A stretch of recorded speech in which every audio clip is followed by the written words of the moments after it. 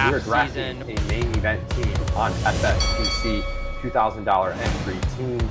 Grand prize of $1 million. I'm looking for that $1 million top prize. Main event season is in full swing.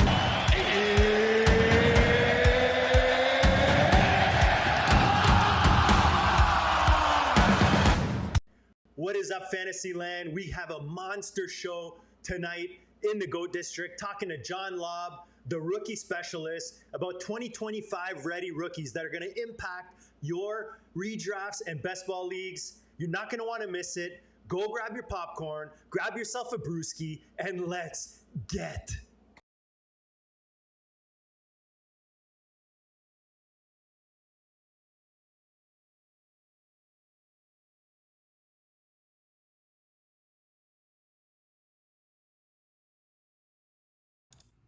All right. Well, the tech issues continue.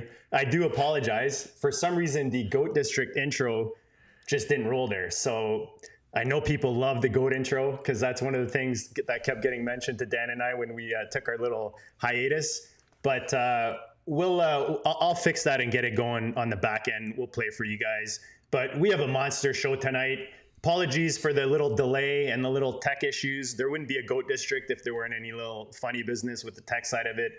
But like I said, we have a monster show tonight. We have John Laub, the Gridiron Scholar. I know a lot of you guys know him. You guys know his specialty, college, rookies, coming into the NFL. And tonight we're going to talk about impact rookies. They're going to impact your redraft and best ball leagues in 2025 that are ready to win leagues for you now.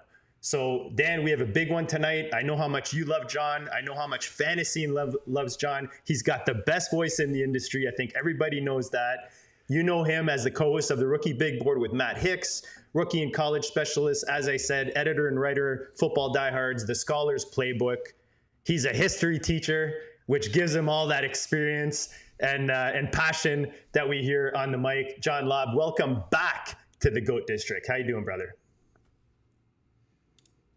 And it's awesome to see both of you gentlemen again. I think it's been a little while. I missed the GOAT District, so it's glad to be on, And if there wasn't a glitch in the Matrix, what are we doing here on the internet? Everything's okay, gentlemen. For sure. We're used. Dan and I are used to it by now. It's just, if any stragglers come in, like new audience, they're like, wow, these guys are a disaster. Like, I don't know what's going on. Don't worry. All I got to say is if you're new, the show gets really good. This is just, we got to make it a little challenging for you guys. Can't make it too easy. But in all seriousness, John, we're super pumped to get you on. We've got a big show tonight. We're actually going to do a mock draft with rookies that are coming in for 2025. Like I said, how much will they impact your leagues? Should you be drafting these guys in best ball right now? Should you be drafting them in big money tournaments like the main event, $2,000 buy-in?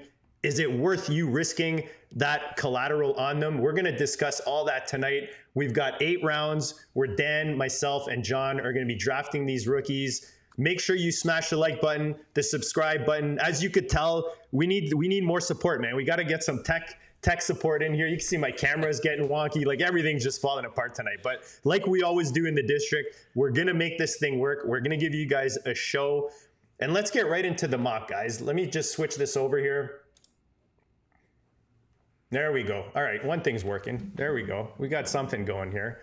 So like I said, guys, I just figure let's start with this part because this allows us to discuss a lot of these guys. It's not necessarily, like we're trying to build 3 teams here. I mean, we'll just for fun, we can get that going and see who has, at the end of it. You guys can vote in the comment or in the live chat. You guys can let us know who you like best. We've got Jamie Perug in the house. We always appreciate him joining us in the district. Let me move that over so you guys can see him.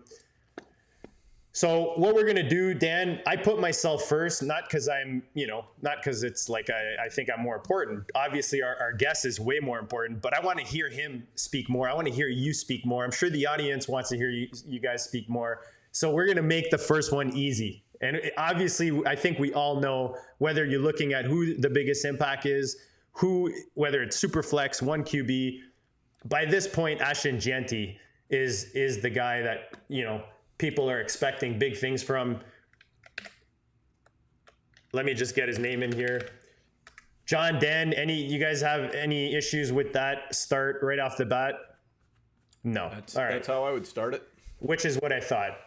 Oh, sorry, John. I don't care. Yeah. He's number one. Exactly, and that's what I figured. So let's go to Dan. We'll give him the number 2 spot, and then John, we give you the turn, so you can do a double tap there on the turn. Number 2, as far as ability to help our best ball and managed league teams this year, I'm going with Tet McMillan. I like it. Dan, I knew Dan was going to drop a big one somewhere at some point. But I know you and I think, Dan. You know, even if it's super flex, Cam Ward is going to be, on down in the draft order. He's going to help, but I think Tet McMillan, he's going to go in the top, within the first top 5 rounds, almost no matter what the format is. So I think he's going to be super, super valuable. I think he's going to get a ton of targets in Carolina. I think he's going to be the immediate alpha in that offense. And Bryce Young sure looked a heck of a lot better, and we've seen better things out of that offense ever since the new coaching staff came into town. So, liking Tet McMillan there. What do you think, John? Oh, I have no problem in redraft. I think 100 targets is more than seriously possible in the range of outcomes. We can argue how good those targets will be, but we're still ultimately buying targets. And I had McMillan at the top of my board at wide receiver, so I love it. We could argue how good he is compared to last year's studs, but he's definitely in line for 100 targets. And that's the key here, right? Especially for 2025, you want volume, right? Whether it's Yes. the running back, the receiver, the tight end. And like you said, first guy off the board, not crazy competition out there in Carolina with, Thielen being on his last leg and Leggett making funny videos these days on X and all that. But at the end of the day, we expect Tet to get peppered out there in the Panthers land. So, John, where are you going on this turn here? I mean, I think we all know by now, where these guys are going in rookie drafts, but I'm curious to see who you're going to double tap here for 2025 impact. I don't know if this is considered out of the norm, but I'm all in, and the tea leaves are telling me he's going to be really good. Travis Hunter. Okay. I think people do not understand the upside of this young man, and getting rid of Christian Kirk and Evan Ingram and watching the training camp, the OT, right? They had the rookie OTAs with Hunter. And, it's funny. People watch one clip on social media, and they think they are experts on Travis Hunter's hands. I've watched Travis Hunter for 2 years. I never once felt he had bad hands. I never once in my notes said Travis Hunter has bad hands. And I think back to the ridiculous narratives of Jamar Chase that year coming in training camp. Everything the Jaguars are doing is screaming Travis Hunter is playing wide receiver. They drafted him, wasn't it the 3rd overall pick or 2nd, right? They traded up. They gave a boatload. They emptied the wide receiver locker room, and they have a stud in Brian Thomas who the defense has to respect. I love Travis Hunter. And then, on the turn, I'm not going to shy away because of an injured player historically getting signed by a team looking for depth. I'm going RJ Harvey. I'm going to win money. That's what I'm trying to win. And these are the type of players, if they hit based on my analysis of them in college and the coaching staffs, I'm going to assume intelligent coaching.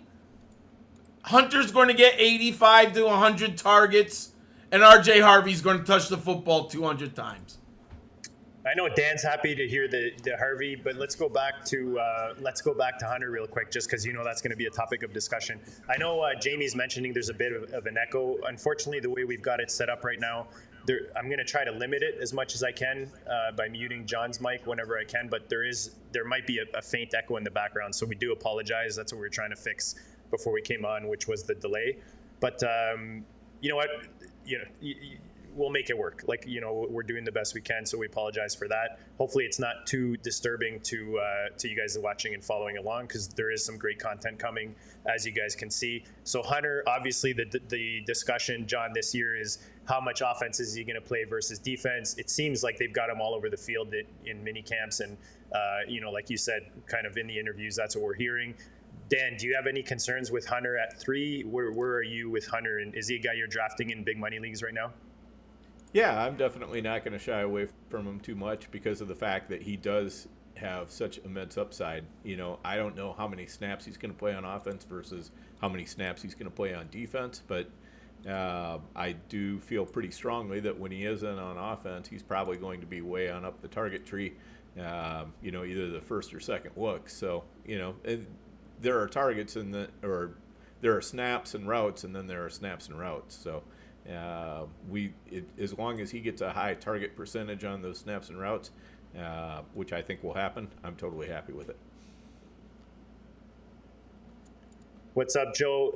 Jamie, always appreciate your tech feedback. Yeah, Dan, I think that's pretty much, and like, we're looking at impact guys for 2025. So obviously we want guys that are going to make significant impact, especially with these first couple rounds, first 3 rounds. And that's what we have with Hunter and Harvey. I know, Dan, you're a big Harvey guy. Are you still kind of the same feeling? You think he's going to take over that backfield, and he's still someone you're drafting pretty often? Yeah, I think, he's a 25-year-old rookie. They didn't draft him to, sit him on the bench for a year or anything like that. J.K. Dobbins is just kind of, I think they want an adult in the room, basically. They've got a bunch of homegrown guys who haven't been showing out very well. Now they got R.J. Harvey. I think Dobbins would be a very good mentor for him. And, I think Dobbins also kind of gives him a little bit, a great change of pace. And also, if anything happens to R.J. Harvey, Dobbins can certainly come in, handle a decent amount of the load. And he also allows him to kind of ramp in Harvey a little bit slower if he needs that. Who knows whether he will or not. All right, so we've got, so far, Janty and Tet, and then Hunter, Harvey. So you got a couple receivers, couple running backs. Dan, where are you going on your second pick here? Yeah, so this is a place where, even though this is for redraft, I still don't stray very far away from talent, because I think talent definitely tends to show up early and often. So I'm going Travion Henderson here. I think he's going to have a nice workload in New England. We've all seen what Josh McDaniels can do with a really good receiving back who can also run a little bit, and that is exactly what Travion Henderson can do. All you have to do is think back to Danny Woodhead and all the backs like that, and you're looking at top 5, top 10 backs in this offense, and I think that can happen again. Dan, you never disappoint. I know you love your boy Travion Henderson. I figured you would get him in here early. So we've got 3 running backs off the board, 2 receivers. Do you have any concerns with Ramondre or Travion earlier in the season, John, or do you like this pick here by Dan? I do like this pick by Dan, and I'm going to assume it's PPR. Travion Henderson is the home run hitter in the PPR backfield. And even though I understand that Ramondre Stevens, didn't he have some crazy number of targets and catches like 3 years ago? I don't see that as being a winning strategy and a winning offense in the long term. I believe that Travion Henderson, his best role is in space and out wide. And Josh McDaniels, the one thing I will say is he's a smart offense coordinator. He knows how to get the ball into his playmakers' hands. Now, it helps when you have Tom Brady pulling the trigger. I get that. But I do think he's going to give at least 50 targets, maybe 75 targets to Travion Henderson. Wow, nice.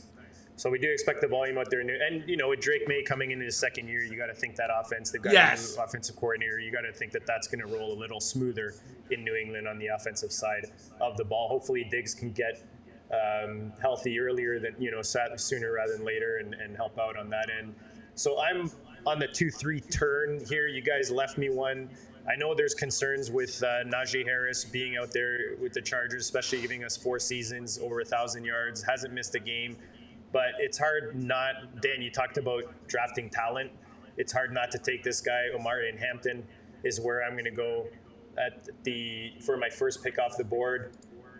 I think, like you said, Dan, with Henderson, that talent ends up taking over. These coaches want to win now. This is a guy that he drafted.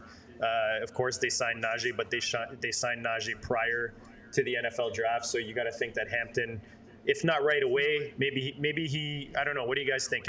Off the bat, maybe they split a bit more. Harris starts off a little stronger, and then as the season goes, we start seeing a shift in that backfield. John, what do you think? I'm a little worried that Najee Harris is the type of back that coaches love. And what I mean by that, he plays every down. He makes the correct decision on every play. He's a good pass catcher. And why do you just not burn him out in year one? He's not coming back in 2026. I think Najee Harris is going to have 250 touches. And then the question is who gets the goal line. And coaches are creatures of habit, and they like veterans, right? Najee Harris isn't going to put the ball on the ground on 3rd and 1 at the goal line. I just think, I actually like Najee Harris in redraft, to tell you the truth, for one season, because I just have this feeling Greg Roman and Jim Harbaugh paid Najee. He's got a 2-year deal, but they have an out, or is it a 1-year deal? I forgot exactly now, but they don't have to pay him in 2026. Don't you just give him 220 carries until he doesn't do it? That's what I'm worried about. And I wouldn't be mad at that. I'm looking at one of the platforms right now, and he's my 3rd most owned player. I love Najee in redraft, for Najee. And I think, like you said, in redraft, it's hard for you to see a scenario where he's not on the field. But at the same time, you got to think that they find a role for Hampton. And if he is more we've been hearing for, Harris isn't that talented. He was, just because of the class he was in, he was an early pick and all that kind of stuff. But now we're really going to see, because now it's not Jaylen Warren that's behind him breathing down his neck. You know what I mean? It's a legit guy who was drafted with draft capital by this coaching staff. I agree with you. I do think they like Harris a lot, and I do think obviously they're going to use him as much as they can this year. But I think just based on where we're drafting these guys right now, I think the next guy to give an impact, whether that's injury or the role growing, would be Hampton. But I agree with everything you said, Dan. I think you're on the same page as well. Actually, I'm gonna go a little counter here. I think it's gonna be a lot more Hampton, a lot less Najee. Reason being that I think he's got a lot of Hampton's got a lot of juice. That's not Najee's forte really. I think they brought Najee in because they knew that they wanted to have this is gonna be for sure what we have. We're gonna at least do as well as Najee, and then we'll see what happens in the rookie draft. And then in the rookie draft, they get Hampton in the 1st round. Now, if Hampton was a 2nd round pick, I might be a little bit more willing to go along with John here. But I think as a 1st round pick, they're going to want to get some return on him right away, because these running backs, he's going to have a 4-year contract plus that 5th-year option, which maybe they'll use, maybe they won't, but they might not sign him to another contract. So I think they want to get as much out of him as they can. But we shall see. I'll tell you what, Najee Harris scares me a lot more than most other backup running backs, when I say backup in quotes. So can't argue with that part of it for sure. Yeah, it's going to be interesting. Either way, it's a running offense. We're expecting them, to lean on these running backs. And let's face it, guys, the position is not the healthiest when you look, throughout a full season. So we'll see what happens in Chargers land in the backfield. I'm going to go with my 2nd running back here, and I'm going to go to Quinshon Judkins over there in Cleveland. Just the way this offense is leaning right now seem to be maybe getting away from, and obviously, for me with those quarterbacks, you got to think that makes sense. But the coaching staff's talking this offseason about maybe leaning a bit more on the running game, and you got to think that Judkins is going to be the guy that benefits the most from that. I know they have Samson. I know Jerome Ford's still there, but I do think that they drafted this kid to come in and run volume with the football. John, how do you feel about Judkins this season in 2025 with the Cleveland Browns? You're my man, but I am 100% out on Quinshon Judkins. I think the Browns are a complete offensive disaster. Yeah, he might get volume. How many rushing touchdowns are the Browns going to actually score? How often are they actually going to get into the red zone? I think we don't discuss touchdown equity enough. And, that is such an important factor in fantasy football. If you get that running back with 10 to 12 touchdowns, heck, if you get 18, you got a superstar, right? I think Quinshon Judkins might have 3 or 4 touchdowns at the end of the year. And I think the Browns, this team is just shouting a 2-win season. And I maybe I'm crazy, but I don't have too many backs I take on 2-win teams. Does anyone know the over-under on Vegas on the Browns? What is it's got to be like 3.5 or 2.5, right? No, it's got to be higher than that. I think it's probably. I'll pull it up. I'd guess it's probably 6, 5.5, maybe. John, So, he's still going. Yeah, oh yeah. Just so I'm trying to mute John because the echo is coming from his end. So that's the only. I'm not trying to mute him on purpose, guys. All right. Go ahead, John. Let's hear it, John. Let's hear it. No, I think they're terrible. They're terrible. They're going to play 4 quarterbacks. And they're in a division. How can they compete against the Bengals, the Steelers, and the Ravens? They're 0-6. They're 0-6 in the division. I don't know. Division games 1-5? go a little bit. Yeah, 1-5, 2-4, something like that. I'm telling you, the Browns are probably going to win more games than we think because they've got a really good defense. I think they're going to have a strong running game. They're going to rely on that. They're going to at least have, okay-ish quarterback play. It can't be worse than it was last year. Cannot be any worse than it was last year. Winston, yeah, he's good at chucking. He's great for fantasy and chucking it down the field. But as far as actually winning games, he don't eat too many W's anymore. So that's kind of how I feel about it. I don't mind the Judkins pick. I think he's maybe 1 year away and a strong quarterback away from really starting to bust out. But I think he'll probably have 6-7 touchdowns on the ground, and we'll see what he can get for yardage. But I would guess probably as much as they're going to use him, he's probably he's going to grind out 1,100 yards or something like that on the ground just for sheer force of how many carries they give him. It is totally a volume pick. So 4.5. Yeah. 4.5 is 4.5. I'm still taking the under. Okay. Yeah. Well, Jamie says in the chat under 2.5 wins is at plus 800, John. So there you go. Ooh, maybe I got to go with that, baby. put a nice $100 Benjamin, as the students used to say. All right. There you go. All right. Hey, I'm here to hear your input, John. So I have no problem with anything you're saying.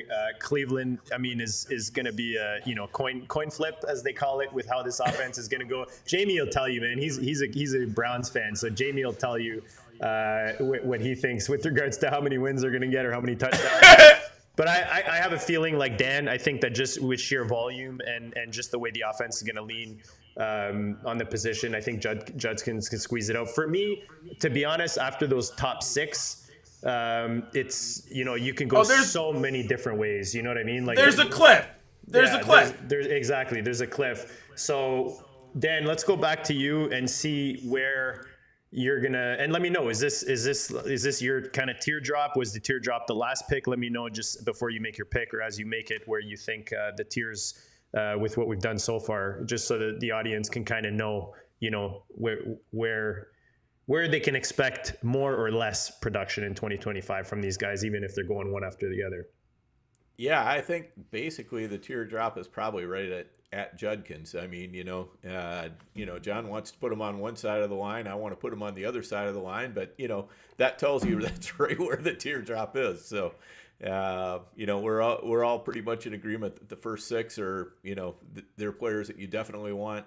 And then, it starts getting a little bit more of how much do I have to pay for this guy versus how much value am I going to get? So that's how I'm going to start going kind of from here, because of the fact that, some of these guys are available late and could be worth quite a lot. Other of these guys might be going earlier, but I don't know how much production they're going to give us. And I want to get into one of the, we have 2 positions we haven't even uncorked here yet. So yep. I think it's high time that we uncork one of them. So I'm just going to go ahead and go with Cam Ward in a super flex. He's going basically at like quarterback 29, 30, something like that. I mean, he's just way on down there. And I don't know if Cam Ward is going to be a good quarterback in the NFL or not. I'm not a good evaluator of quarterbacks. I know what my strengths are. I know what my weaknesses are. And quarterback evaluation definitely isn't a strength. But what I know is he's got a skill set that if he can put it together at the NFL level, he's going to be another one of those dual threat quarterbacks who can really, who can gun it with his arm, and he can do enough with his legs to make him very worthwhile. He could be kind of, I wouldn't put him up there with, Jaden Daniels or anything like that, but I would say, he might be doing something like Drake May, and that can be pretty valuable if he's allowed to unleash his running a little bit. Yeah, I feel like Ward is one of these guys that a lot of people in fantasy land are kind of disregarding, pushing down. He's going QB 25 right now in the Big Gorilla. I know that's a 1 QB, but just to give you an idea kind of where he's going with regards to these guys. But I feel like he's got enough in Ridley and, some of these, Pollard. I feel like there's enough there in Tennessee to make him impactful in 2025. John, where are you in the young Tennessee Titans quarterback for 2025? I'm starting to like Cam Ward more and more because I like to sometimes be contrarian at the quarterback position. And at the end of the day, he still was the number 1 pick in the NFL draft. I mean, I'm kind of shocked at the disrespect that this young man gets considering he's number 1. I mean, if you think about the number 1 quarterbacks in the last decade, has there really been anyone with less respect than Cam Ward? And I think when something like this happens in the fantasy industry after 35 years playing fantasy football, I almost want to go towards it. I'm like, there is a 25% chance that everyone's completely wrong, and Cam Ward's pretty good. You mentioned Tony Pollard. They're going to run the ball. I think Tyler Lockett is an underrated free agent signing. And I broke down Cam Ward a lot. He's got an NFL arm. Does he have things to learn? Yes. Every rookie quarterback has something to learn. I think he to me, I'm really targeting him a lot as my 3rd quarterback in best ball. You mentioned he was number 25. I've seen him go off the board a lot between 27 and 29. And I love him as a 3rd quarterback because he's going to have 2 or 3 massive games. I just think people are, for a number 1 pick, he's just getting so disrespected in my book. Cheap stack, right, Dan? With the Titans. Totally cheap stack. Yep. Yeah, totally cheap stack. Yep, that's the way. All right, so John, we're back to you on the turn here, the 3-4 turn. We've got 2, 4, 6, 8 guys off the board, 1 quarterback. We've got our 2 receivers. The rest are running back. We've had some agreements, some disagreements. Let us know in the chat. You guys have been awesome. What you guys think so far, what you would change. And John, give us your next up for most impactful rookies for 2025. I'm so happy he's sitting on the board here. He's my arbitrage pick, Caleb Johnson, Steelers. I know people are a little worried about Jaylen Warren, but Jaylen Warren, he's going to have the exact same role. I think they know that he is limited to the number of touches. He's a pass-catching explosion back with good efficiency. But we know the Steelers like to grind that football. They're going to try to kill the clock in the fourth quarter. They're going to run the ball. You said it earlier, Najee Harris was inefficient. But the Steelers just kept giving him the football. I don't know if Johnson's going to score 10 touchdowns or more. That's to be determined. I know at Iowa they didn't throw him the ball a lot, but I would grade him as neutral as a receiver. I don't think he's terrible. I don't know. He's not a star. He's neutral. Could he get 35 catches in the Steelers system? Maybe, probably not. But what if he gets 25? I like Caleb Johnson. I'm taking him in a lot of drafts.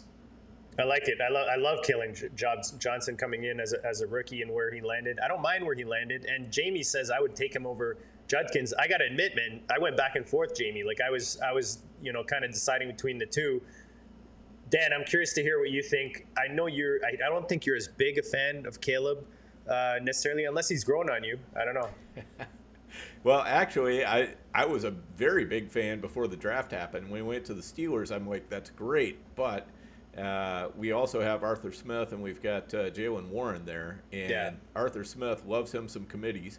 And it's just, so it's hard to see how he's going to get, just monster volume to really, and the thing is, you can say that about Judkins too. I mean, that's just what John was saying about Judkins. So to me, it's a little bit of a potato. I go a little bit more towards Judkins.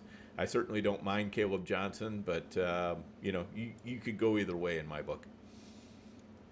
All right, John, give us your next pit. You've got Caleb. Who's your double tap here on the turn?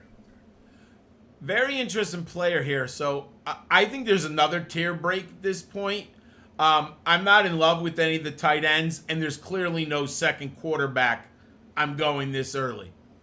I'm going to go with, if the depth chart falls his way, I think he could be really good this year, but I think he is more. I'm going to Mecca Buka. I knew you were stealing my guy. Yeah. I mean, I'm a big Emeka Buka fan. All the beat reporters out of Tampa Bay have been banging the drum.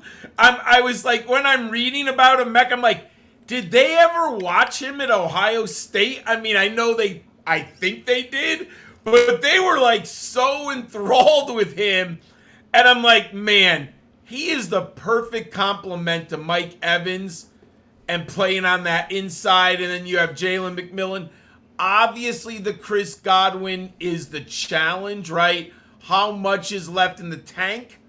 But what if Godwin can't return to what he was? I think that's in the range of outcomes at his age, his wear and tear, and the injury from last year. So I love Emeka Buka here. Yeah, I'm not mad at that. I really like that. This is a player that Tampa ran 72% 11 personnel last year. He's he's going to get snaps. Yeah, and Jalen McMillan is not going to seriously threaten him. Maybe for the first game or two or something like that, but I doubt it. I mean, I think it's going to be Egbuka pretty much from the get-go as that third wide receiver. And if they're playing that much 11 personnel again this year, and I think they probably will, why wouldn't they if they've got, this good a talent? I mean, last year they were playing that much 11 personnel, and you had Godwin out for part of the year, you had Evans out for part of the year, and they're still playing it. So, I think Egbuka is going to get plenty of snaps, plenty of routes, plenty of targets. I'm in on him. I love it. Yeah, I think it's one of those where both Egbuka and McMillan, I think, are going to be more part of that offense than we think. I mean, we don't know how healthy Godwin is, like you said, John. So let's see what happens as they go in this season. But I think they drafted this kid for a reason. He's talented. I think he could be even. Obviously we've got Tet, but I don't know that there's another receiver behind him that can have as big of an impact in 2025. We all see Baker, what he's been doing with receivers when they're on the field. So that offense is going to keep flying this year. I like you calling Egbuka here. Dan, where are you going with your round 4 pick? I'm going to go down to Houston is where I'm going to go. I'm going to take Jaden Higgins here. I think he is looking like he's going to be the wide receiver too, right out of the jump. Much as we've been having a steady drumbeat from the Tampa press, we've been hearing the same sort of steady drumbeat from the Houston press. They're very excited about this guy. The coaching staff is very excited about him. I liked him coming out of college. I thought he was a good prospect. So it's wheels up for me. I think if he's the number 2 target there, he can definitely do some damage. Dan, you just leave me all the crap. Like what's going on? I mean, John, let me unmute John first of all. I've got him. I feel like I got him in prison because I got to keep muting and unmuting his button. John, why don't you give us your thoughts? I like Jaden Higgins in Texans. I think he's a nice compliment to Nico Collins and CJ Stroud if he gets the time and if he improves, goes back to his rookie year. Obviously, last year things kind of fell apart on that offensive line. Obviously, there were injuries at the wide receiver position. I think he's going to have advantageous matchups because you have to obviously focus on Collins. And if you watch the film, Higgins is a different receiver than Collins. Collins is the home run, take off the top. He's going to beat the safeties, split the safeties. Higgins is really good in the short and the median zones. I think he's a perfect complement to Collins. And CJ Stroud can be good enough to get him the football.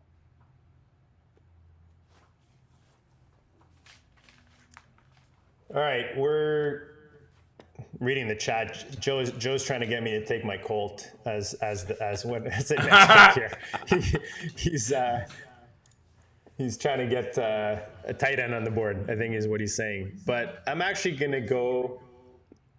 Man, this is where I feel like it's so wide open. Like you could tell a story for so many guys in this range. I don't know about you guys. Like I'm looking at the tight ends. There's a couple guys that could go here. I'm looking at the running backs. There's still some guys that could go in this range that, can produce in 2025.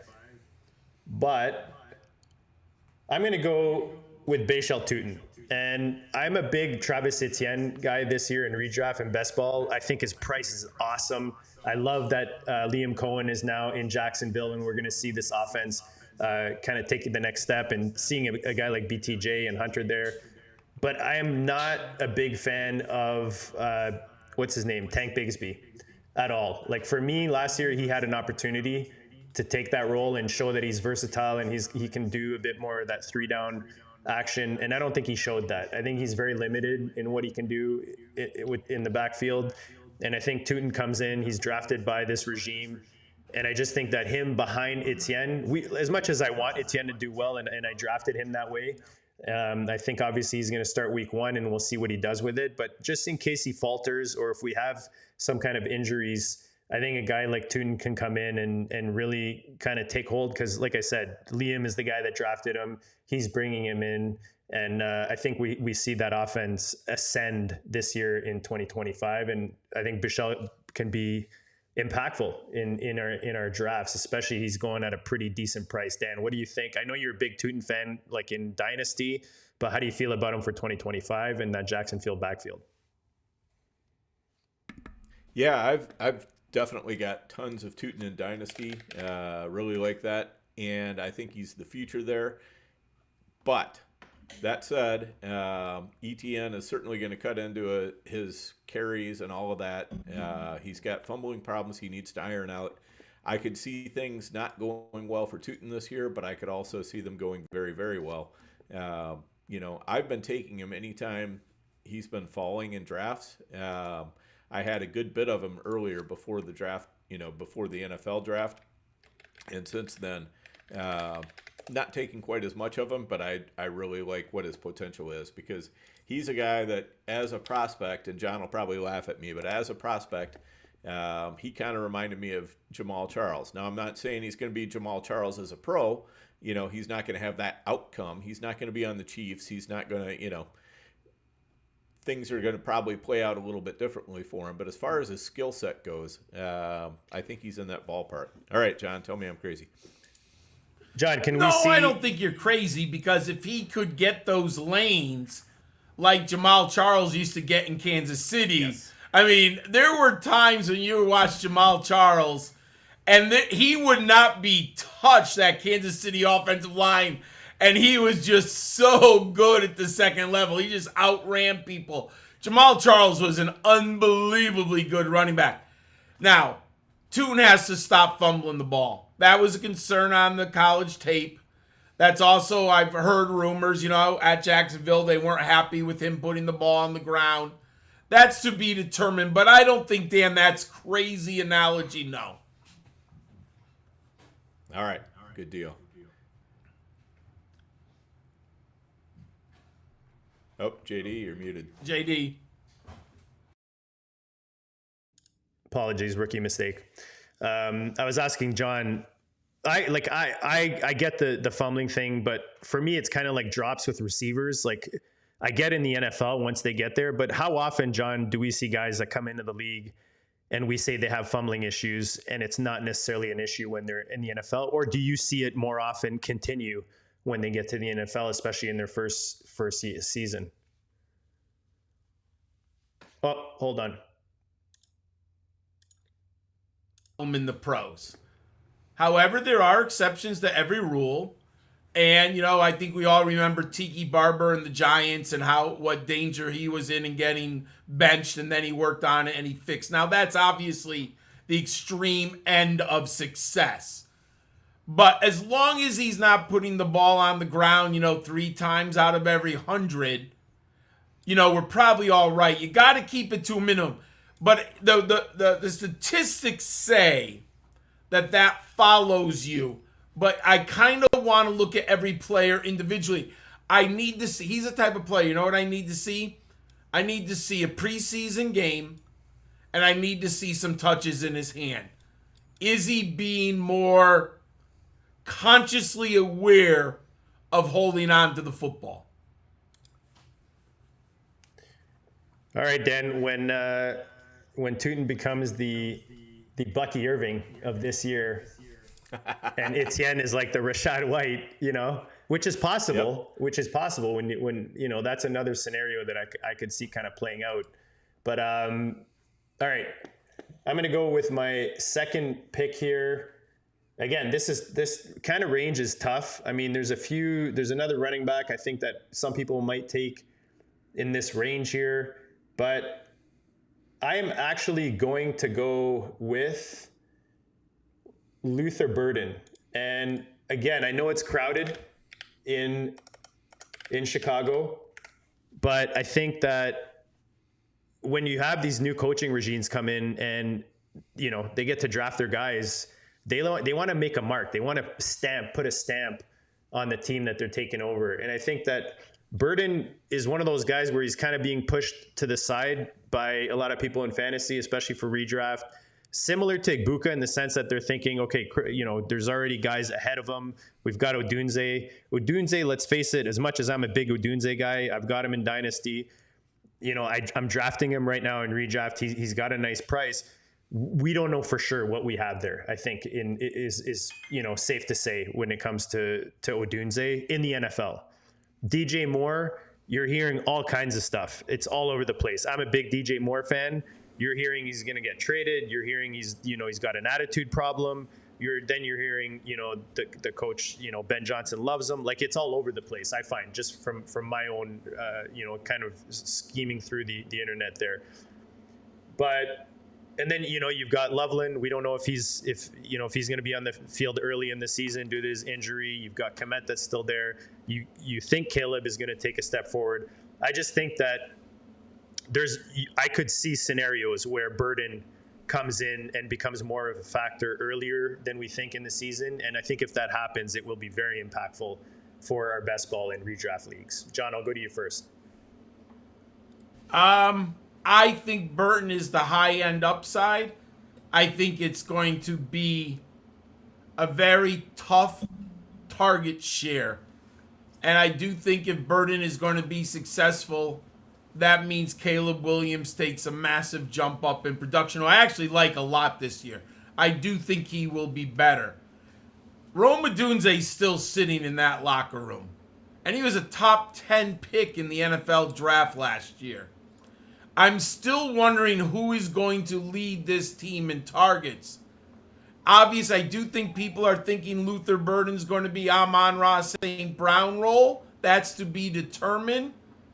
And Odunze, man, if there's a little bit more uptick in efficiency, I still think Odunze could be great. Wasn't he better than I think he had 700 receiving yards, right? Like people act like he was a complete disaster. Odunze wasn't a disaster last year. I think they just remember Keenan Allen, just stealing his thunder on a lot of those games. So he had 101 targets, only 54 receptions. So the efficiency was not there, but the volume was definitely there. 734 yards. Yes. And 3 touchdowns. Dan, what do you think? Hey, I know you like sneaky stacks. I love Rome Odunze and Caleb Williams. It's costing you nothing. Agreed. Dan, where are you at on the Chicago situation with Burden? Yeah, I don't mind it at all. I mean, I think, the new regime went in there. They drafted Loveland. They drafted Burden. And they're going to put their own stamp on it. I know that Rome Odunze was drafted with the top 10 pick, but this regime has no ties to, picking him there. So I don't think that they feel quite as much need to get him the ball, need to see him succeed, all that kind of stuff, as what some other coaching staff who was involved in picking him might say. So, again, that doesn't mean that Odunze is a bad player, that they're not going to play him or anything like that. They probably are. I would expect that they're trying to maximize their talent at wide receiver, and however they can best do that is what they're going to do. And that's going to put Odunze in the role where he can succeed best, Burden into the role where he can succeed best, DJ Moore into the role where he can succeed best, and sometimes it's just kind of like he might, Odunze might do the best in the slot, but if he's better on the outside than Burden is on the outside, then they might put Burden into the slot, Odunze more on the outside, just because you're trying to maximize your total gain there. So I think Burden is, the thing I like about him the most is just how cheap he is. I mean, he's basically wide receiver like 54 or something like that. At that point, there's a lot of upside to be gained. So I like the pick. All right, Dan, you're up next. Where are you going? Middle of the 5th here. We've got 2, 4, 6, 8, 10, 12, 13 guys off the board. This is the 14th rookie that will have impact in 2025. Where are you going? Oh, man, this is kind of a tough one, but I think I'm just going to go with – I'm going to take a tight end here. I'm going to go with Tyler Warren here. Oh, and you faked me out. I know. Yeah. I know Daniel Jones, excites nobody, but he is good at the area of the field where we're probably going to see a lot of Warren. They've been talking about how involved he's been in the offense through minicamp and everything else. This is an offense that definitely can use some targets. Josh Downs, I like the player, but he's had trouble staying healthy. And, Tyler Warren is probably going to eat into his share a little bit. So we'll see how much volume he can get, but I think he's going to be a big part of that offense. That's what I know for sure. So I'll go ahead and put him in here, but we're kind of getting to the point where everybody comes with a little bit of a caveat. Yeah, it's really tough in this range, John. I feel like this year, for some reason, maybe it's just the depth of the class, but there's so many spots where it's just flat. You know what I mean? Like even rookie drafts this year there's such wide tiers, I find. And again, we can go any direction. What do you think of the Warren pick, and then where are you going on the double tap here? Well, I was hoping Warren would fall to me, so that I definitely thought there was value with him right now, and I think Warren does have still a crazy ceiling, and I don't even know how many picks are 1, 2, 3, 12, 13, 14. I think that's a nice That's a nice selection for Warren right here. Now, I completely agree with you. Wide open. At this point in any draft, I'm taking my guys. That's just, especially in a draft where you go a million directions. I'm taking Kyle Williams of the Patriots. There's a world, a multiverse, where he leads the Patriots in targets. Drake May hits his ceiling. Josh McDaniels gets that offense on track. The offensive line settles down. Kyle Williams just eats people up from the Z and the slot, and he ends up with 90 targets for New England. I do not like that New England depth chart at wide receiver. I actually think it's pretty ugly. So I do think Kyle Williams is, Stephon Diggs, I get it, but he's what, 32? 33 right now? Coming off a pretty significant injury, too. Yeah, so I think he's just that veteran presence, right? Coaches like guys like that. So I'm going to take my guy Kyle Williams right there. And I'm looking at my board, and there's one player who slipped too far, I think. Now I get it. Matthew Golden of the Packers. First round draft pick. I know it's crowded in Green Bay. I get that the locker room at wide receiver is kind of a Gordian knot. But Golden, they loved him. They drafted him. Was it pick number 20 or pick number 21? They love him. I love the film. He's still only 20 years of age. So I'm going to go Matthew Golden here. Whoops. I love that you said Gordian knot. So that alone makes it a good pick right there. Dan, anything to add on Golden in Green Bay? I feel like he's super polarizing right now in fantasy land. He is definitely, but we saw Christian Watson when who was healthy, he could come in there and kind of dominate that offense a little bit at the wide receiver position. Golden may be able to do the same thing. I know people are all over the map on his talent, and they think he got pushed up into the first round because he's a fast guy. I get that the analytics, as far as like what his college numbers were, are not exactly what we're looking for out of a first round pick. So I definitely have some concerns about him, but I'll tell you what, he's cheap. He's basically going the same area as Buka and Burden. And, I think he's going to have every chance to succeed. So I don't mind it at all. All right, Dan, don't snipe me. I don't really have much to add with the Green Bay situation with Golden. I think it'll be interesting to see where Matt LaFleur how he plays with these receivers in that offense. It's definitely going to be interesting. You hope that Jordan Love can take a step this year and use those weapons. I'd love to see Jaden Reed on the field more often. To be honest, personally, but it's one of those. It's kind of like Burden for me, like where it's kind of cloudy, and I feel like that's where where the opportunities are. And there is upside with Golden. He can easily get a role, in that offense early, and then make that impact in 2025. So who are you taking, Dan, right now? And like I said, please do not snipe me. Thank you. Well, I'm going back to the well in Chicago. I'm going to take Colston Loveland here because, again, he's not going at a very high price in best ball and in redraft just because of the fact that he couldn't participate in minicamp other than just kind of running routes. But that was all the plan all along. They knew that he was going to have shoulder surgery. They knew he was going to be running routes and nothing more in minicamp. And they're expecting him to be ready for contact by the time training camp rolls around. And as far as I know, that timeline is still good. I don't know if you guys have heard anything different, but I haven't. And so I think that Cole Kmet is a very good tight end.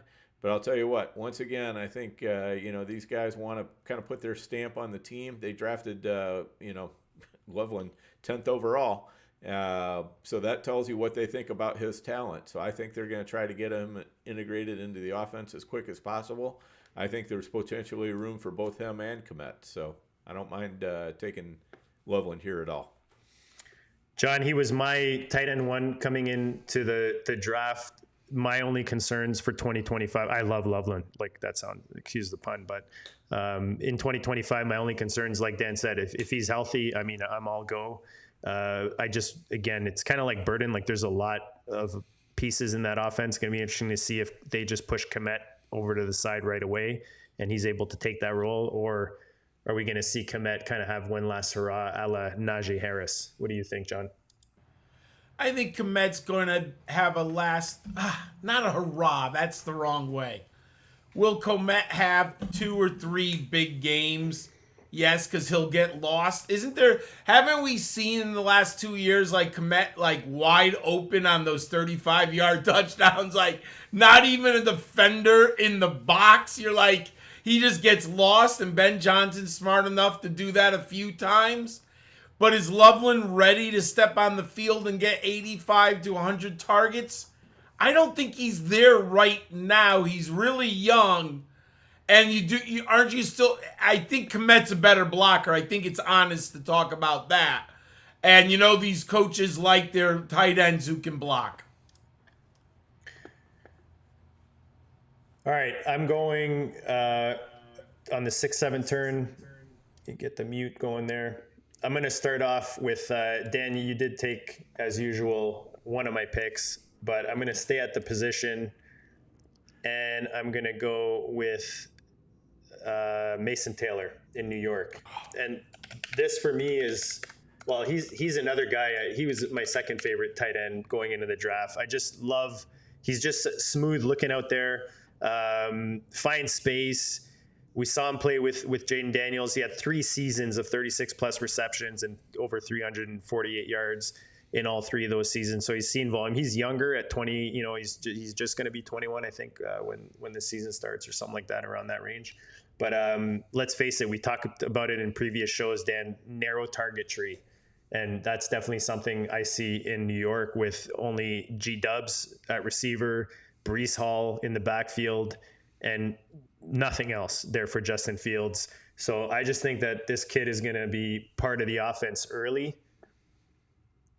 Again, based on volume, but also based on his talents. I think that, again, he's kind of polarizing. Like I hear some people poo-poo on him and stuff like that, but I think he's going to be a great tight end.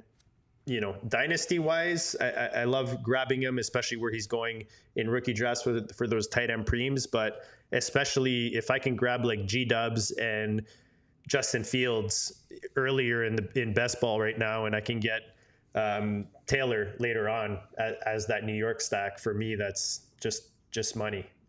Where are you at on that, John? I'll go to you first. I think if you don't love Breece Hall, and I think he's a kind of, isn't he in that weird like 3rd, 4th round draft pick? And if you don't like Breece Hall, I think you have to love Mason Taylor. I mean, obviously the pecking order is strictly Garrett Wilson. And then I think the debate is between Breece Hall and Mason Taylor. And if you don't like Breece Hall, which is kind of, I tend to like Breece Hall. I think he's a value. If you open up with 3 wide receivers and you can get Breece Hall, I'm all into that. And if you don't like Breece Hall, then how can you not like Mason Taylor? Because who the heck is catching a pass in that New York Jets wide receiver core? I mean, it's not pretty. It's not pretty. You're not a Josh Reynolds fan then? Can we say that, John? Alan Lazard. Oh, you got to unmute him. He's going. Oh, sorry. No, I mean, Josh Reynolds is just a part. He's your 5th receiver. If you need him in a spot start, that's all. I mean, he's not a target hog by any stretch of the imagination. 5th receiver. Like 7th or 8th. My next share of Josh Reynolds will be my first. I'll put it there you go. Okay. All right. But and honestly, Sorry, I go think there's ahead. enough room for both Brees and for Mason Taylor. Agree. When you're talking about, you've got Garrett Wilson. I mean, there's only so many targets he can handle. I mean, you can't imagine a wide receiver. It's hard enough for him to get up over 30%. I don't know if I've ever even seen 35% over the course of a season. So you've still got 65% of the targets out there. And, a bunch of those dumb wide receivers are going to chip away at it a little bit, but there's still going to be huge sections left that, anybody competent can swoop in and take. And I think, Brees Hall and Mason Taylor are probably two of those. And I am very mad at JD for taking him, because I thought I could sneak him around to the next one. Yeah, Tyler Conklin last year, 72 targets. I know that offense was like a disaster, but just to say, like, it's a totally different quarterback, but just to say, like, I mean, that's the other thing. I mean, I haven't seen a good tight end in New York in a while. You know what I mean? So I think it'll be nice to see if this kid could actually flourish in that offense, and I'd love to see him kick in early. I'm going to go to another spot where I think opportunity is a big factor. And I think at the position, when opportunity is a factor, that usually equals some big money. So I'm going to go to Big Blue, Jaden Blue out there in Dallas. He doesn't have much in front of him. I mean, you look at the room that he's competing with right now. You're looking at Javonte Williams, which, I mean, when have we seen? I think he had a good week, I think, in his rookie season early, and that's like the last time we saw him. I know last year he was invisible, even though he had the opportunity out there in Denver. You've got,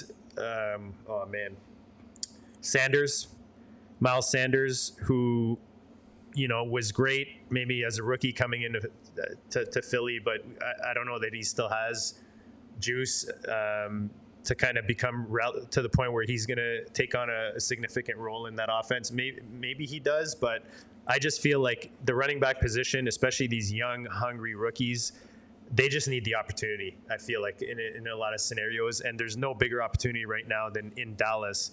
And I think that Jaden Blue has what it takes. I mean, some people are saying he's just like a pass catcher, like Naheem Himes, I know is the comparable on Player Profiler. He's a pretty fast guy, 4.43. But I think, I don't know, John, correct me if I'm wrong. I think if he gets the opportunity, I think if they play his role, play to his strengths, I think that he can be significant and be impactful in 2025. No problem selecting Jaden Blue.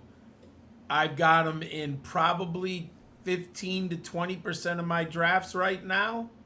I think Jaden Blue is a really nice upside play, but I like him as a fourth possibly. Now I think his ADP might go up if we get some positive training camp reports, but I love him as my fifth running back.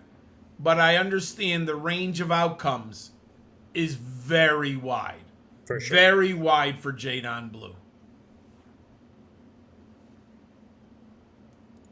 Dan, what do you think? Dallas running back opportunity to seize by this young guy, or do you see? You not think he's impactful for 2025? No, I think there's definitely opportunity there. Javonte Williams, we've seen him kind of struggle in Denver ever since his injury. He hasn't quite looked the same. Miles Sanders hasn't looked the same as what he did his first couple of years in the league. So then you're down to Jaden Blue and Phil Maffa, and there's just, these are places where you want to take those shots because there is a lot of uncertainty going on in that backfield. So yeah, I want some Blue, I want some Javonte Williams, and I'll even grab just an occasional Miles Sanders if he goes late enough, which is basically the last round or two of the draft. So I can go anyway on that. So I like that pick. All right, Dan, you are up. Your 7th round pick. All right, I'm going to take the pick that the masses are screaming for, that they're wondering why hasn't this guy been taken yet. That is the New York Giants running back Cam Scatterbo. I know he's a real favorite of John's. Uh, but it is possible that Tyrone Tracy fumbles it. We're talking about fumblers. It's possible that Tyrone Tracy fumbles his way out of a job. It's possible that Scadaboo is actually going to turn out to be a good NFL player, though I'm a little bit skeptical on that. But again, we're at the point where we're taking chances, and I think he's going to be given a shot in this backfield. So Jamie says he's rather have Scadaboo than Blue.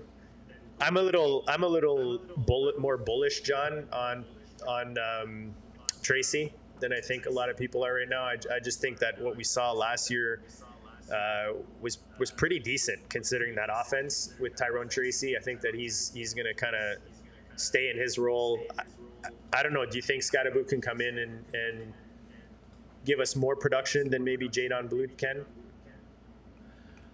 I do think Tracy's going to get every opportunity at the beginning of the year.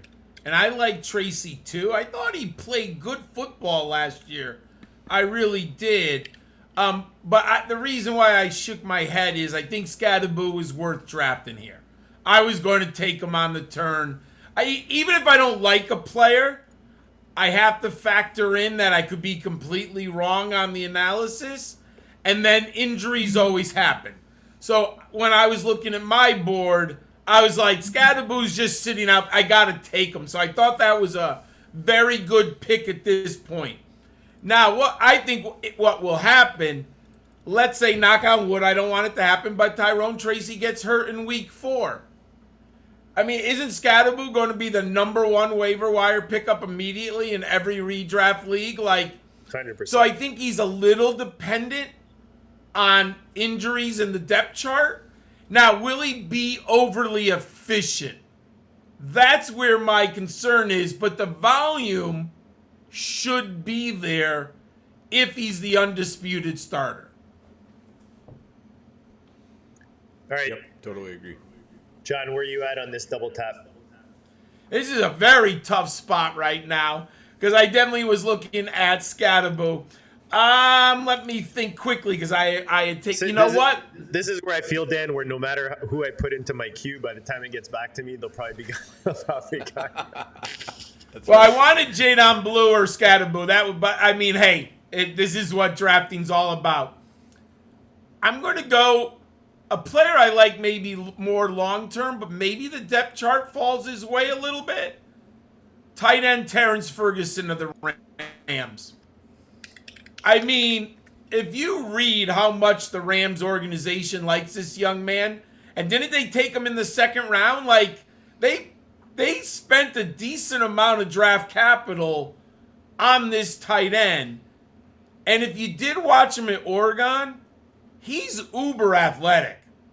He's not Colston Loveland athletic, but he's got really, really good talent. And I think the Rams really, really like him. And Peyton likes him. So I'll take the chance here on Terrence Ferguson. Now's the hard part. Do I go for a guy I like? Yes. You know what? I'm going to go the guy I like. Going Taj Brooks of the Bengals. I think this is a high-scoring offense. Did Chase Brown miss 2 or 3 games last year? Am I remembering that right? I think he missed a little bit. We haven't seen Chase Brown do it year after year. What? He did, I believe, play in all the games last year, if I remember right. Okay. It was so he missed Zach Moss show early. So he missed 1 game, Dan. He missed 1 game. One game. Ankle injury, week 17 that he missed.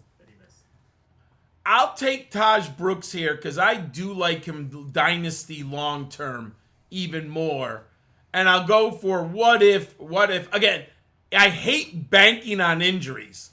But if Taj Brooks ends up as somehow the starter for a 2 or 3 game set, right? Remember Khalil Herbert when he was with Chicago? And he made me a lot of money in DFS over those, I think, 2 or 3 weeks. Way back, what was that, 2022, 2023, something like that? So I'll take Taj Brooks gets an opportunity at some point. Nice. Yeah, it's the thing with these guys like Brooks. It's you just look at the depth at the position. You know what I mean? There's literally no one else there. Zach Moss, I heard, might even be like a cut. Before camp. Ferguson, Dan, I've said it. I was surprised when I heard McShay talk about him because I thought, oh, they're bringing in this kid. They've got Higbee there. Maybe they're kind of going to groom this kid and bring him in down the road. But keep hearing McShay talk about how much he loves him and how much he brought him in specifically to help Stafford. What do you think about John's 2 picks here? Yeah, I like him. I mean, I think Brooks has that contingent upside that you're looking for. He's definitely got the talent profile to make something happen if he does get that opportunity. Ferguson is somebody I've been in on, basically all offseason. Been drafting him. I think he's a really nice late dart throw at tight end. And when I'm looking for that last tight end, I hope that I've got a guy already on my team that's I can count on, that's going to be kind of the steady Eddie for points, and then I'm shooting for upside. The guys upside, like Ferguson. So I like that a lot. That's what's nice about these rookie tight ends this year, like especially in best ball, even redraft, like the redraft tournaments, the big gorilla, the main event. Like you can take that guy that you think is going to produce a bit more consistently early, but then you can take a home run swing. Whether it's your tight end 2, your tight end 3, or even you double tap on rookie tight ends and try to hit that, upside out of the park. But that layer of rookie tight ends this year really allows you to do that maybe more than we've seen, in recent years. Dan, where are you going with your last pick of the draft here? Well, I'll tell you what, Ferguson is not the only rookie tight end I like in Los Angeles, but I'm going to go a different way. Even though I do like Aronde Gadsden Jr. really, really well. I love what the coaching staff is saying about him. I'm going to go with Dante Thornton out of Las Vegas. This is a guy who, basically, hey, 4th round draft pick, but you know what? He's looking like he might be in line to start on the outside in the Las Vegas wide receiver room. And that at least is interesting to me. And at this point, if you can get a player that's really interesting like that, I think you want to take some shots at him. John, you seem to like that. He's a hot, there's a bit of hype behind him. Let's just say that, especially late in best ball drafts. And when you're talking about the Vegas receiving core, what do you think about Deontay Thornton? He was on my short list. He's definitely one of those players I like. The only reason I don't like him higher, you got Jacoby Myers there and Brock Bowers, right? And then you got Ashton Genty, who's an elite pass catcher. But could Thornton be like a really nice 2 catches, 75 yards, and a touchdown once a month? Yeah, I think they're going to take some shots with him, especially with Geno. Didn't Geno have some crazy amount of deep ball throws or something like that? I think there's some statistic I was reading about Geno. And even though Thornton is completely opposite body type, he has home run hitting ability like Tyler Lockett. Thornton should be running deep often for the Las Vegas Raiders. And again, the price he's going, he's like the last pick you can take in a lot of these drafts right now. So, I mean, I feel like that might move up a bit the more we hear about this hype going into the preseason. But definitely a lot of hype behind him. I like the home run. I'm going to stay at the position. I really like this receiver coming into the draft, and I love where he landed. Lanky, solid frame, a bit limited with his route tree, but I feel like his quarterback hasn't had this kind of talent in this kind of role. And I think that his role can expand even from there. But as rookie, he offers a guy like Justin Herbert, really nice option. And that's Trey Harris out there in Chargers land. I just think opportunity that we saw Ladd McConkey last year come in and really solidify his, especially at the end of the season, going into to those last few weeks there, he really, kind of stepped up and showed that he can be like a true league, like a week winner for you on your team, scoring like some massive points, getting massive volume. in that Chargers offense. And I think that Harris can come in and kind of offer Herbert a nice option. Because let's face it, they've got Conklin at tight end.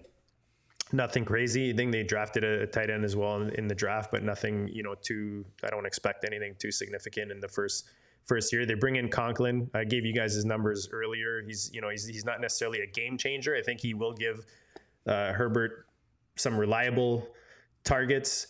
But if we look at Trey Harris last season, 8 games, 60 receptions, 1,030 yards, 17.17 yards per catch, seven touchdowns. Dan, what do you think about Trey Harris in Chargers land, about the last pick of our draft here for 2025 ready rookies?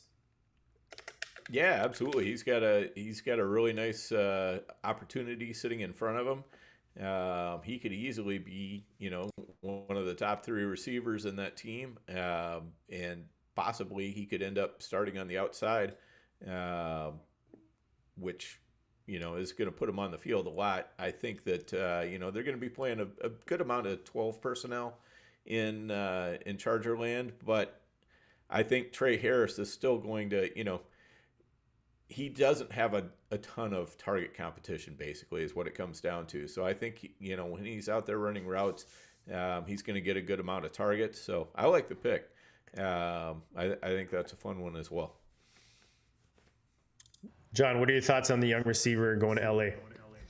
One, he was the highest player remaining on my board, so I think that's a nice pick right there. I love the talent, and it is nice that he has Justin Herbert. My only question at the end of the day, Harbaugh and Roman are going to run the ball.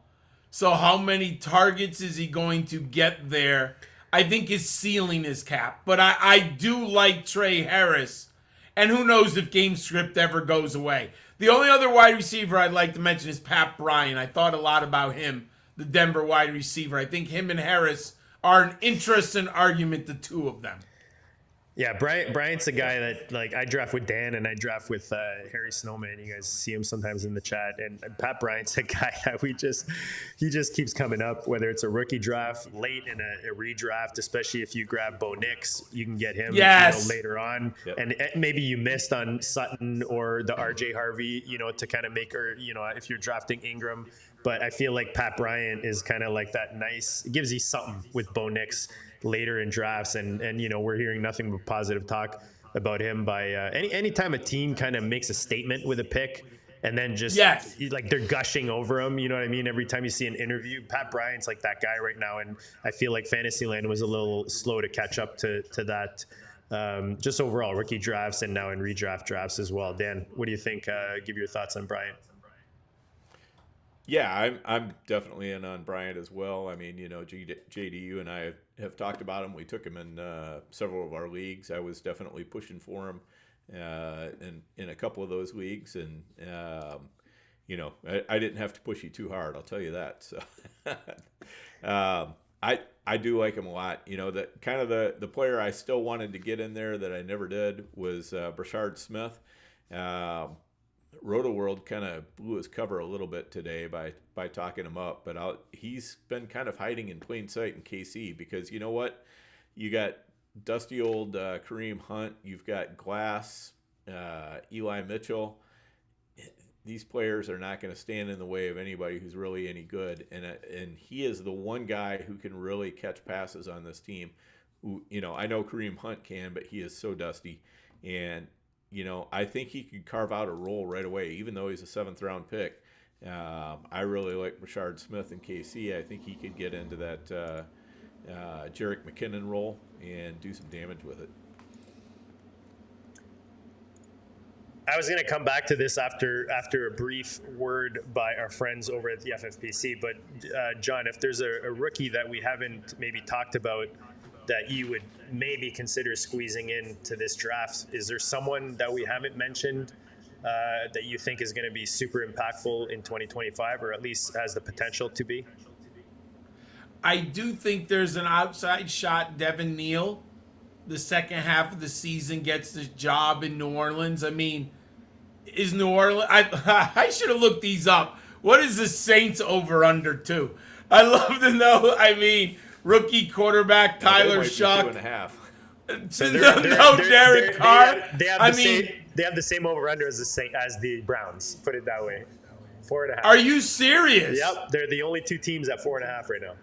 Wow. Oh my God, I I'll think take the they're under. so bad.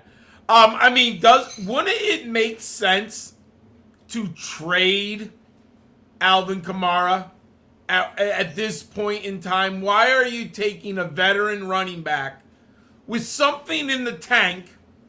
Why are you playing him on a team that has an over/under 4.5?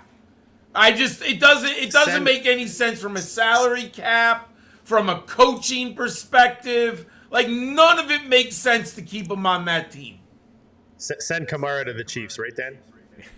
Right. Oh, it'd be great. Oh, God, yeah. But the problem is that I'd have to look and see how much the salary cap contract, yeah, because the problem is the Saints just go out and they just keep re-signing these guys to extensions, and they keep pushing it down the road, and it's like these things catch up, and Kamara is making a buttload of money this year. I don't know exactly how much it is off the top of my head, but I think he might be tough to move. But other than that, yeah, I'm totally with you. I don't know why they paid him that much in the first place. If I were them, I would have just let him, hit the books really hard this year, and just cut him at the beginning of the year, cut him after June 1st, and split it between two years or whatever. I mean, I know he's a really, really good player, but they've got to get that cap under control sooner or later. All right, we are going to go to a quick word from our friends over at the FFPC. When we come back, we're going to be talking about the latest Dolphins, Pittsburgh action, craziness going on. We got to get John's input on that. We'll get Dan's and myself's input as well. And then we're going to look at, are there any avoids or any rookies that we think that people are drafting right now thinking they're going to be impactful for 2025, but might not necessarily pay off?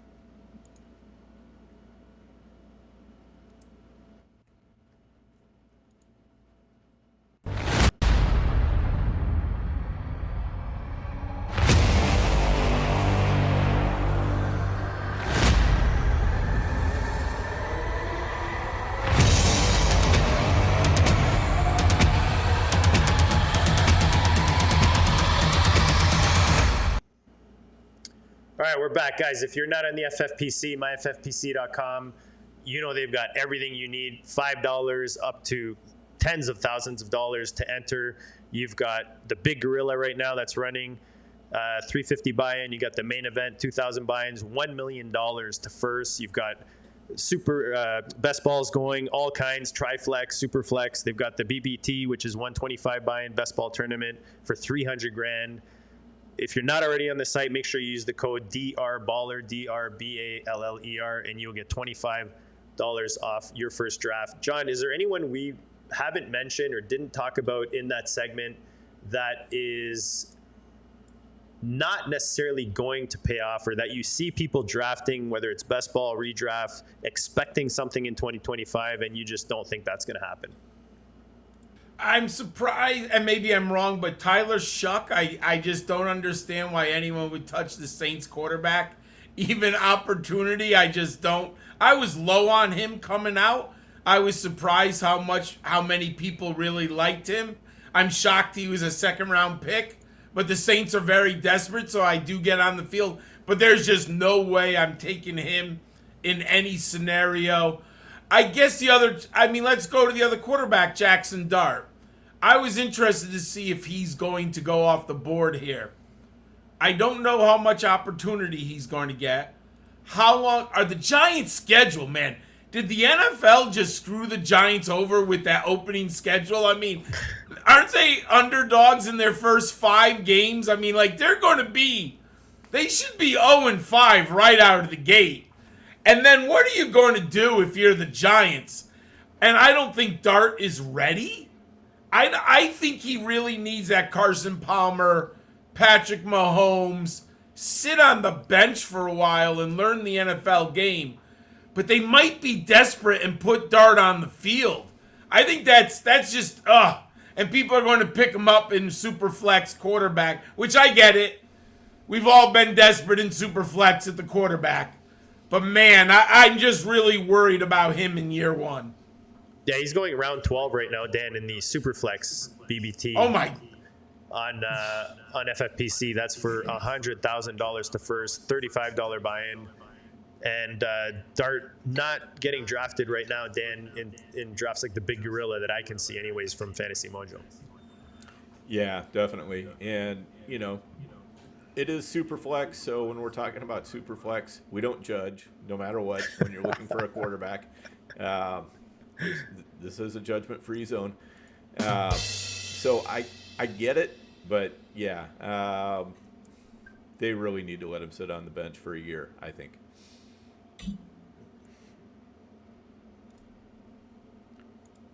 Dan, before we talk,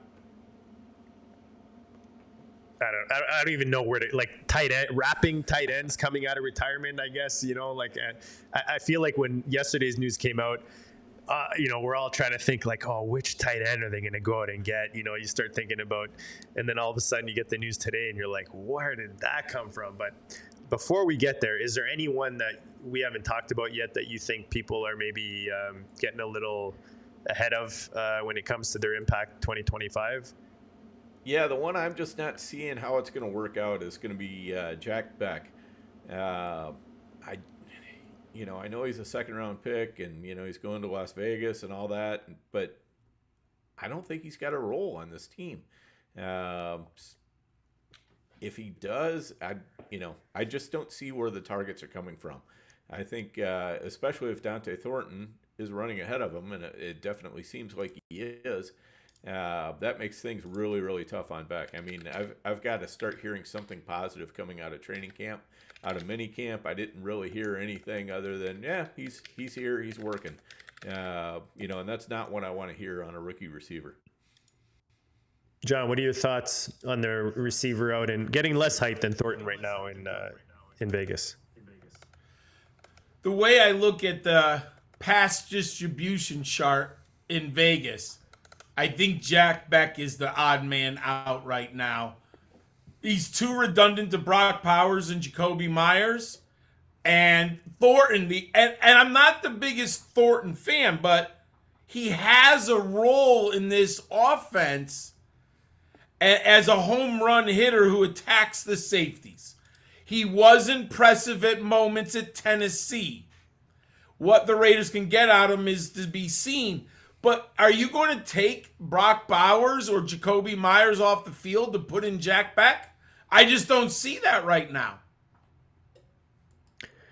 Yeah, maybe up a little over optimism with that offense. But again, now I think the Thornton hype kind of probably puts a bit of cap on, like I see Thornton right now, he's going round 18. Dan, he wasn't even getting drafted, or maybe in the last round for a while there. He's already starting to move up. So you got to think Besh is going to keep going down. One guy that I really, really loved coming into the draft, didn't love not necessarily his landing spot, but just the scenario he ended up with, is Jalen Noel in Houston.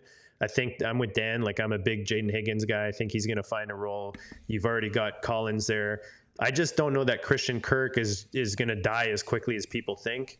And then with regards to Higgins, he was already ahead of him in the draft, and they played on the same team in college, right? Which he was getting on the field more often than Noel at that point as well. So I just think that as much as there's opportunity in that offense, that you think the quarterback is going to have a bounce back season out in Houston, I think that, Jalen Noel going, what did I say, Dan, the 12th round? Where did I just see that? Probably going like this. Sorry, 16th round. Yeah, but like, okay, put it this way. He's going right. And I know this guy doesn't have a team yet, but Dan, Keenan Allen, come on. You know how much we love Keenan Allen. Are you taking Keenan Allen for 2025? You know he doesn't have a team, or are you taking Jalen Noel? I mean, I guess it depends on what your roster looks like at that point, roster construction, what kind of upside you're trying to get. But any thoughts, Dan, on Jalen? Yeah, I'm kind of right there with you. I'm having a hard time seeing how he's going to have a huge role. I mean, I think he's probably going to get involved, on special teams, which is great, and that's going to keep him active, which is what we want to see. So anything can happen. But right now, I'm not hearing the drumbeat that says, I haven't heard anything bad about him, but I haven't really heard a lot great about him other than they think he can really be a contributor on special teams. Make sure you smash that button, guys. We appreciate any support. Again, apologies for the issues early in the episode.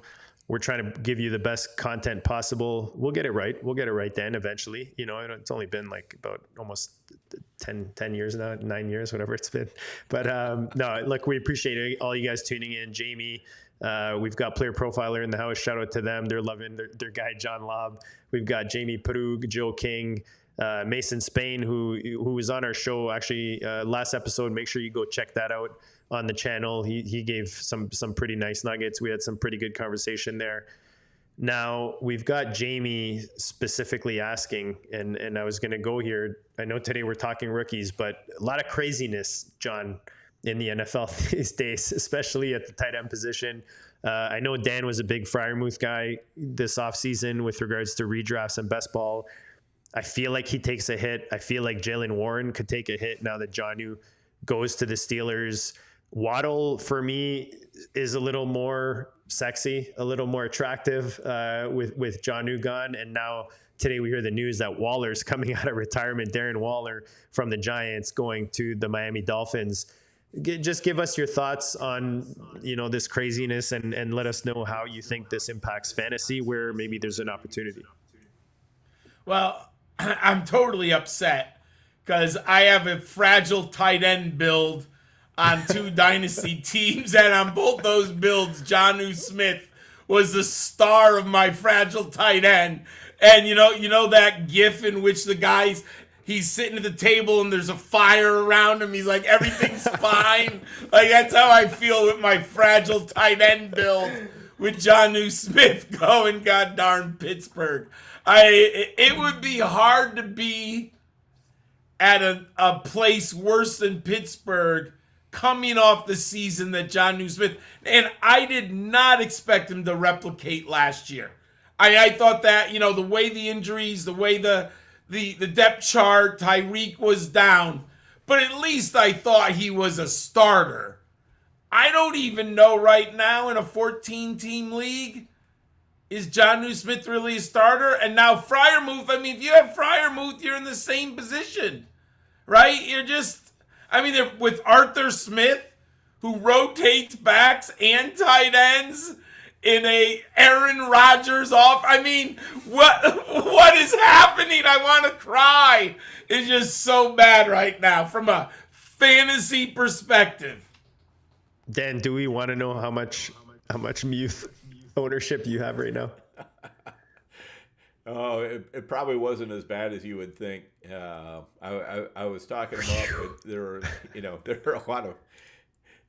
were a lot of ways I've gone on my tight end build, so it wasn't always getting Muth. But I tell you what, though, he was a guy that I was taking every now and then as somebody who I felt provided a really solid floor at the position, and that floor is completely blown.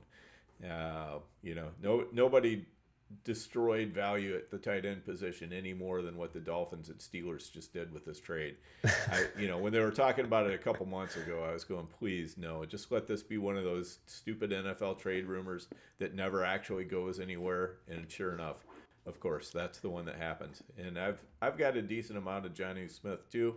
Like John, I had him in some dynasty leagues. He was kind of a almost free pickup early last year. And so, I bought in early just because I saw he kind of had that Kittle role in the offense, and it worked out great for a year. But I guess, it is true what they say, pigs get fat, hogs get slaughtered. I probably should have tried to move him over the course of the offseason before we got to this point. But such is life. And Waller, I don't know. I don't know that he's going to be terrible when he's on the field. I'm just concerned about how much he's going to be on the field because, this guy he's had a lot of soft tissue injuries, and those things generally don't go away. So I'm not super interested in drafting him. I will take him. If I'm going to take him, it's probably going to be around tight end 23, 24, something like that. I mean, once we get past Mason Taylor and we start getting into the Mike Gesicki's and the Chigakonkwo's and the Cade Ottens of the world, then maybe I might think about Waller. But I don't know. I mean, I think at the price where I'm talking about taking him, I think probably he's going to get pushed up higher than that, and I won't really end up with very much, and I'll be okay with that.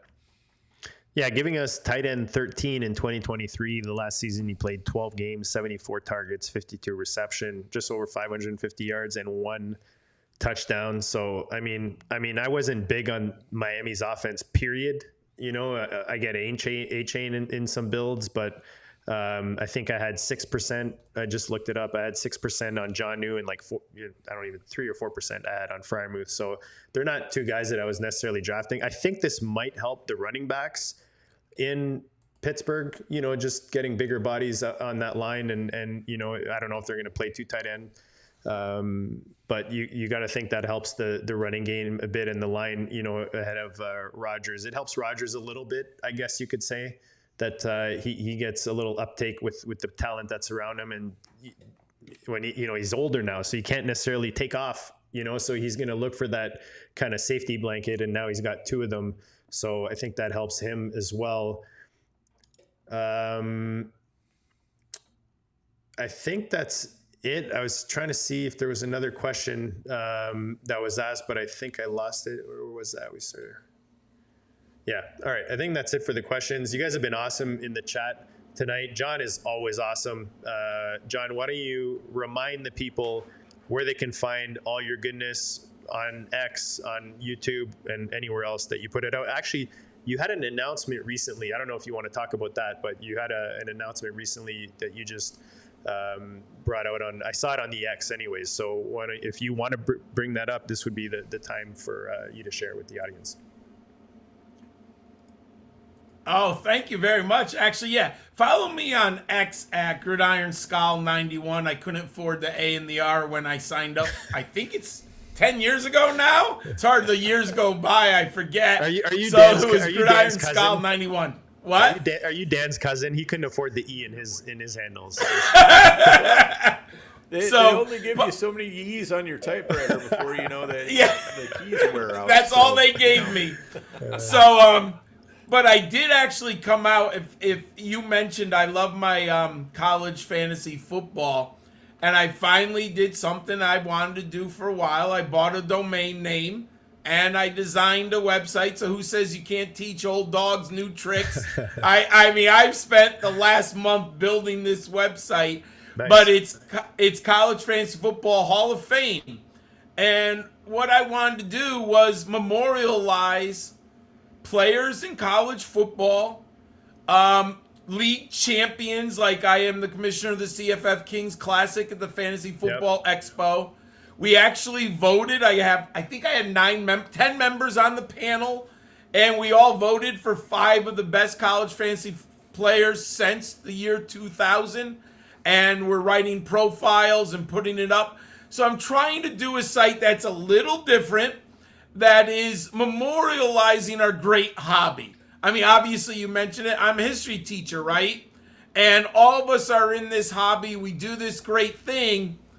But where is it 50 years from now? And I decided I want to start that type of site that people can go to. And I have other plans in the future. It just literally came out today, July 1st. You can go see it now. Go to my X. You can hit the link there. I have future plans down the road, what I'm going to do with the site. So what I'm doing, the next part of the project, I haven't done my Devi rankings. People have been hitting me up, and I'm like, I've been so knee deep in learning how to build a website, I haven't done my Devi rankings. So probably after July 4th, I'm going to start getting my Devi rankings, and they'll be up on the website. But it's College Fantasy Football Hall of Fame. I could not believe that domain was available when I went searching for it. Yeah, that's great, man. That's great. That's you're kind of expanding, the whole fantasy universe there, and that's cool. like you said, being a history teacher, it's almost fitting, you know what I mean, for you to kind of take it that direction. But that's cool. Yes. Jamie says he's already checked it out on his Facebook page and Facebook group, and he says that's pretty cool. So no, we appreciate you, appreciate all the work. I love listening to you and Matt talk rookies coming into the rookie the NFL draft during the kind of when it slows down, I guess, before the NFL draft. You guys always put out great content on these individual players, and you always get me ready. I know you guys are kind of one of my go-tos to get me ready for the NFL rookie draft. So we appreciate you joining us tonight, John. Dan, always a blast, brother. What do you have coming up? Let's see. Well, tomorrow night I'm going to be recording Stack Hunters with Bradley. We're going to be doing a underdog draft and be kind of talking our way through some late round wide receiver and running back options. And then I'm going to be on vacation for a week after that. Well, actually, probably a couple weeks after that. I have a variety of trips going on in July, so I'll be kind of in and out during the course of the month. So you'll catch me irregularly, but if you have been looking for my content, this is my 6th podcast in the past 2 weeks, and I got one more tomorrow. So I'm definitely getting out there as much as I can before I run away for a while. Well, enjoy. Are the girls going? Thank you. The girls, all 3 going with you this one? Only 2 are able to go this time. Okay. My oldest is in the process of moving right now, so she's going to be tied up for the next week or so. Yeah, it sounds like a cool trip. You really go deep into the woods on that one. Do. And he north of the border, right, Dan? Is that north of the border? Yeah. Yep. It'll be in Canada. There is no electricity, no real campsites, no nothing. I mean, basically anything you have, you bring it with you. That's awesome, dude. When you get to the end of the lake, guess what? You got to carry it all to the next lake, including your canoe. So that's the way it goes. And speaking of Canada, happy Canada Day for all of you Canadian listeners. With all the craziness coming into the show, I kind of forgot to mention that, but it is Canada Day up here today, July 1st. We get the day off. You guys get Friday off, so happy, July 4th for all of you later this week. Apologies for coming into the show. There's often hiccups and stuff like that when it comes to the tech side of podcasts. We're trying to put out the best possible content for you guys, so we do apologize. Hopefully you guys stuck with us through the show. I just realized I did kind of spruce up the Goat District intro earlier this week, and that's why it wasn't playing, because I just don't have the updated file in here yet in my software that I use, Ecamm Live. So I will have that for you on next week's actually, we have a huge one next week. We have Scott Connor coming in on Tuesday, July 8th. We've got Andrew Cooper following it up the following week. And then we have a double tap the week of the 28th with Abib, the back-to-back. Is it the main, Dan? Or is it the football guys one?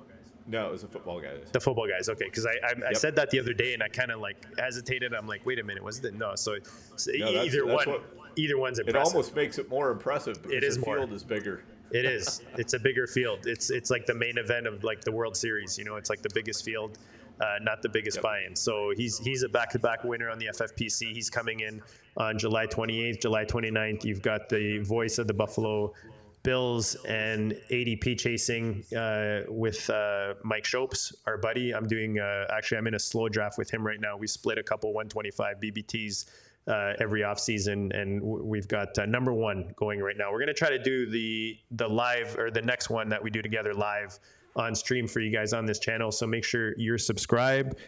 Otherwise, we're loading up the guest list for you guys and bring in goodness like John. John, appreciate you again. Make sure you check him out at Gridiron Scholar 91. I'm with my boy Dan, the overhyped sleeper, no E on the end. I'm JD, the draft room baller, and we'll check you all later.